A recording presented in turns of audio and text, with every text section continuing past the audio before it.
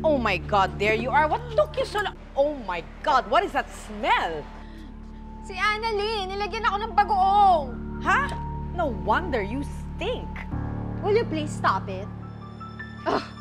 Ikaw, akala ko ba may gagawin ka sa kanila? Oo, may ginagawa ako. Kaya lang hindi pa umeepekto. Teka, paano ka ba nalagyan ni Annalyn ng bagoong? Eh, basta, long story. But you know, you should see Tita Lynette. She is a disaster.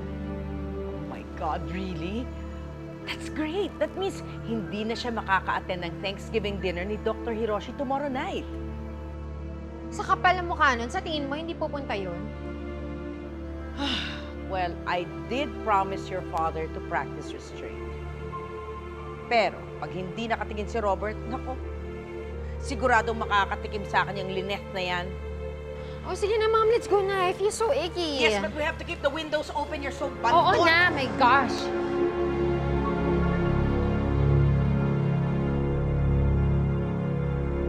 Grabe talaga sumugod si Moira, di ba? Walang pakundangan. Sinabi mo at wala na siyang ka-filter-filter. Talagang pinapakita niya sa buong mundo kung anong klaseng tao siya. Oo nga eh.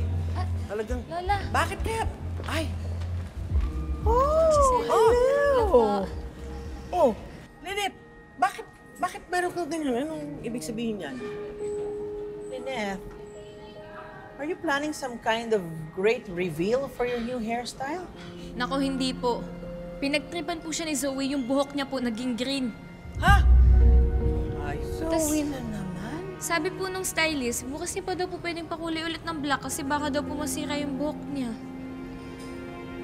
Ma'am Giselle, iniisip ko po yung Thanksgiving dinner po bukas. Eh, paano po ako haharap sa mga tao niya? Nakakahiya po. Hindi na lang po ako pupunta. Oh, no. You have to go, Lynette. It's imperative. hindi pwede. Kailangan pumunta ka. Huwag ka magpapatalo kay Zoe. Alam mo yung Zoe na yan, kapag nakita ko yan, gagawin kong skin tone ng buhok niyan. In short, kakalbuin ko siya. Nay, tama po sila. Hindi po pwedeng hindi ka po pumunta doon. Oo nga naman. Ang saya ko naman.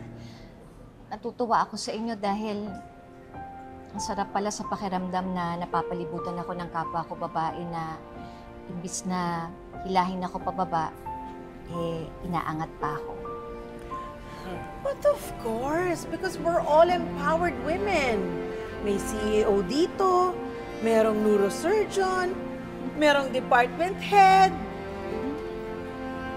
at syempre, merong senior vlogger / cook. Wow! Ha! Kaya, Lynette, ha? Pumunta ka pa rin sa Thanksgiving party. Yeah! Akong bahala sa'yo.